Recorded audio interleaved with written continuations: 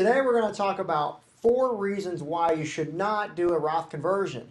You are seeing a lot of buzz lately that do a Roth conversion, do a Roth conversion. Everyone should do a Roth conversion. And I'll be honest, I kind of agree with that.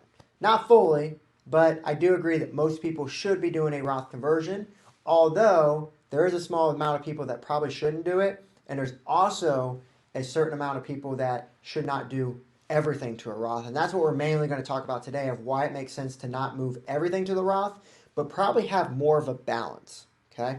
So the one reason we want to start off of why you shouldn't move everything to a Roth or why you should watch converting has to do with charitable deductions. So I'll share an example for you. We've got a client who has worked extremely hard all of their life, and they've saved up a lot of money, well over $1 million, and at this point, they don't have anyone to leave the money to. They're leaving all the money to a charity. So let me ask you, do you think it makes sense for them to move the money to a Roth? Well, probably not, because they're going to pay the taxes on it now, and that means the charity's going to get less in the end. Versus if they left the money from their IRA to the charity, it's tax-free. So for them, why would we do a Roth conversion, right? So that's a consideration that you can think of if their only goal is charitable-minded, right? The second reason why you should watch how much you Roth convert is because of medical expenses. Now, most of our clients are in their 60s, and you may not be thinking too much about medical expenses and may start to, start thinking a little bit about it. But once you start reaching late 70s, 80s, if you make it to the 90s, you're going to see your medical bills increase significantly, right? And so understand that if you have high medical bills, you can write those off.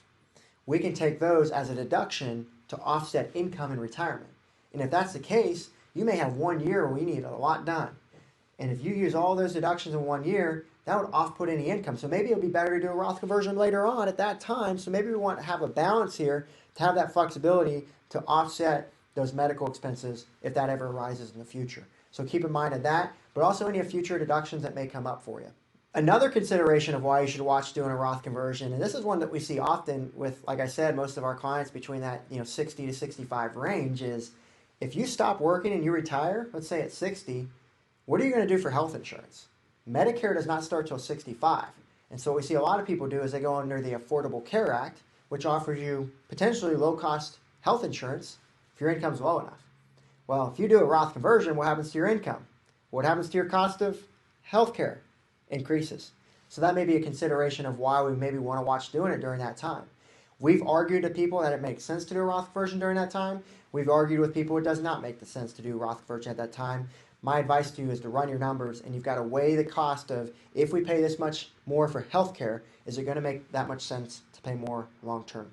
So that's your consideration with that one. The fourth reason why you should look to not do a Roth conversion is one of my favorites, and it's what we call the standard deduction.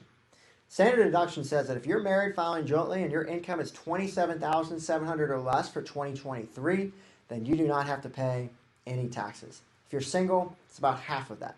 And so if you move all of your money, let's say, to a Roth, and all you have is Social Security, you're not paying a dime of tax for the rest of your life. And you probably love that idea.